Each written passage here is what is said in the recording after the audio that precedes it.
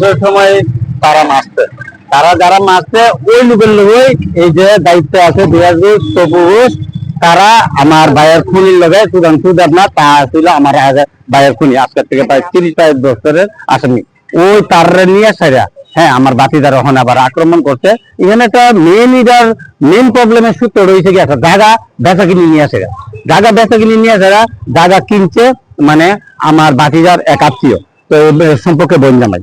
তো তাই নিয়ে জায়গা কেনার পরে একটা প্রশ্ন করছে যে জায়গা কিনছি, তারা একটা টাকা চাইতেছে জিএল এমন এমন ব্যাপার কোথায় কেনা চাইতেছে ক্লাবে, হ ক্লাবের না বিকাশ আর তপু আর সুধাংশু আপনার তারা কেনা কোথায়, তারা এই এলাকার নেতৃত্বে আছে।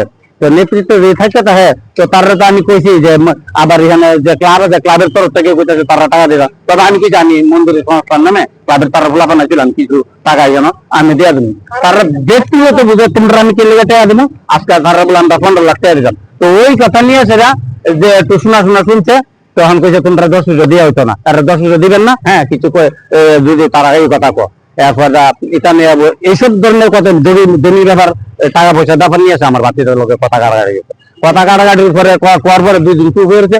3 দিনের মাথা আমার বৌদি এবং আমার বাচ্চাদার বউ এরা একটা ইনভাইটার ছিল, মনে করেন এখান থেকে 8 কিলোমিটার দূরে, তারা রাত 10টা 10:30টার সময় নিমন্ত্রণ খাইতে গেছে। আর আমার যে বড় বাতিজা হ্যাঁ তো ওষুধের দোকানে হ্যাঁ রাতে 10টা আর 12টা 1টার দিকে আগে তার একটু রাত্রে হয়ে যাবে।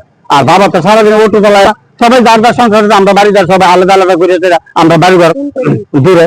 এই ফোন করে তারা নেওয়া হয়েছে, তারা ফোন করে নেওয়ার পরে তারা বলে সাজ্জা বই রয়েছে, সাজ্জা বই রয়েছে পরে তার মারানোর লেগে এখন গেছে পরে তাদের সরল মন গেছে গেছে পরে তারা বলে মিলা ধরে রয়েছে দৈরা সাইরা। ওই যে আগের যে মাফিয়া আজকাল থেকে যে মার্ডার কেসের আসামি আসলো তার লেগেছে তার এই মাথার মধ্যে এমন জায়গার মধ্যে বড় টেস্টার স্কুটি ইট দিয়েছে, 3টা গাড়ি দিয়েছে, গাড়ি ডাকবে আর ইট চাষা দিয়েছে, ইট যে বিকাশ দিয়েছে এটা আনতেছে যাইছে, প্লাস আপনার পাওয়া বাইরে হইতেছে, হেলমেট বাইরে হইতেছে, এরপর কইতাছে দে। আর এটার মেন ব্যাপার হচ্ছে এই যে জায়গা ব্যাপারটা নিয়েছে, এই টাকার ব্যাপারটা নিয়েছে, একটু মেন ঘটনা হচ্ছে এটা টাকা দিত না, কে লেগে আজকে বিক্রি না করছে যে টাকাটা লাগে তোর লাগে আজকে আমি 15 লাখ টাকা থেকে বঞ্চিত হয়েছি, তোর মেরে ফেলা দিন, তোর মেরে ফেলা দিলে রাস্তাটা পরিষ্কার হয়ে গেলাম, টাকা পাইলাম উচিত কথা কইলা। ওই কারণে তার এইসব ব্যাপার নিয়েছে।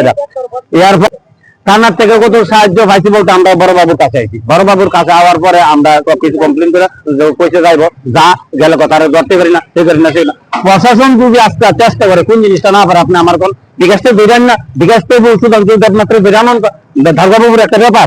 তো কে বা কারা শেল্টারে আমি এমন কথা কইতাম না, হয়তো সে শেল্টার আছে আজকে 10 দিন যাবত হয়ে গেছে, ওখানে তারা গ্রেপ্তার করা হইতেছে না। তো তারা যদি গ্রেপ্তার করা না হয় বা তারা যদি আইনত যদি তারা শাস্তি দেওয়া না হয়, আমি সিএম এর কাছে আমি দ্বারস্থ হইতে বাধ্য।